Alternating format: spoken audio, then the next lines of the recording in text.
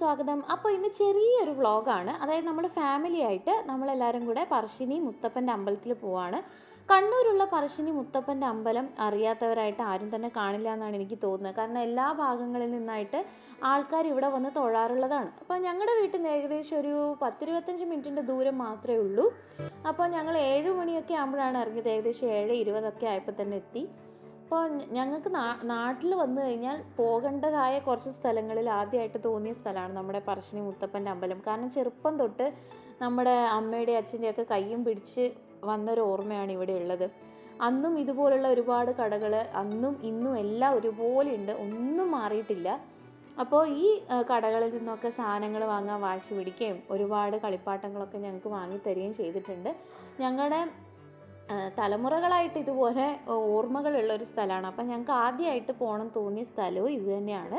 അപ്പോൾ നാട്ടിൽ വന്ന് ആദ്യം തന്നെ ഞങ്ങൾ മുത്തപ്പൻ്റെ അമ്പലത്തിൽ പോയി തൊഴുതിട്ട് ആണ് ബാക്കിയുള്ള സ്ഥലത്തൊക്കെ പോയത് കേട്ടോ.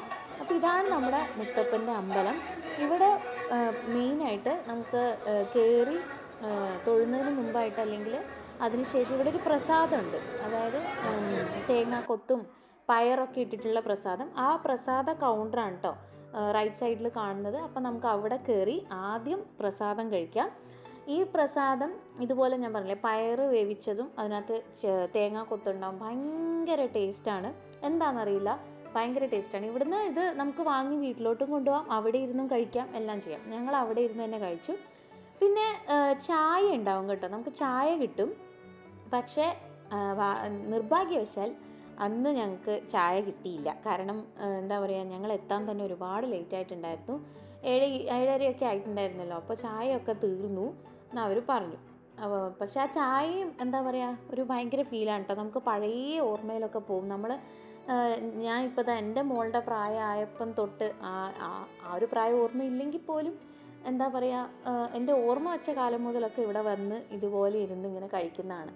അപ്പോൾ അതിന് ഇരട്ടി മധുരമാണ് ഉണ്ടാവുക. അപ്പോൾ ആ ഒരു ഓർമ്മയും കൂടിയൊക്കെ ആകുമ്പോൾ നമുക്ക് ഭയങ്കര ഒരു ഫീലാണ്.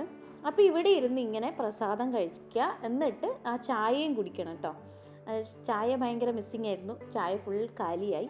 സാരില്ല, അടുത്ത തവണ നോക്കാം. അപ്പോൾ ഈ പ്രസാദമൊക്കെ കഴിച്ചിട്ട് നമ്മൾ നേരെ അമ്പലത്തിൽ തൊഴാൻ പോകണം. അപ്പോൾ ബാക്കി നമുക്ക് കാണാം.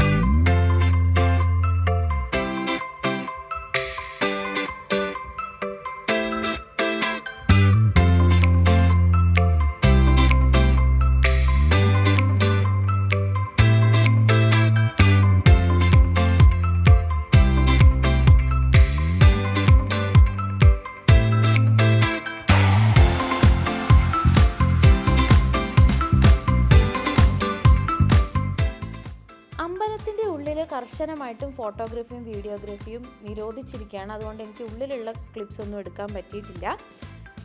നമ്മളതിന് തൊഴുതതിന് ശേഷം പുറത്തിറങ്ങി ഇതുപോലുള്ള കടകളിൽ കയറി പിന്നെ കുറച്ച് സാധനങ്ങളൊക്കെ വാങ്ങി. പണ്ടാണെങ്കിൽ ഇതുപോലെ മാലയും വളയും കമ്മലും പൊട്ടും എല്ലാം വാങ്ങുമായിരുന്നു. കളിക്കാനുള്ള സാധനങ്ങളും എല്ലാം വാങ്ങുമായിരുന്നു. ഇന്നും അത് ആവർത്തിക്കുന്നു.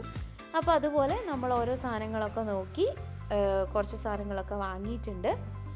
നമുക്ക് അങ്ങോട്ട് കൊണ്ടുപോകാനുള്ളതും നമ്മൾ ഇവിടുന്ന് വാങ്ങിയിട്ടുണ്ട്. ചെറിയ ചെറിയ സാധനങ്ങളൊക്കെ വാങ്ങിയിട്ടുണ്ട്. അപ്പോൾ ഇന്നത്തെ വീഡിയോ ഇത്രയേ ഉള്ളൂ. അടുത്ത വീഡിയോയിൽ കാണുമ്പോഴേക്കും ടാറ്റാ.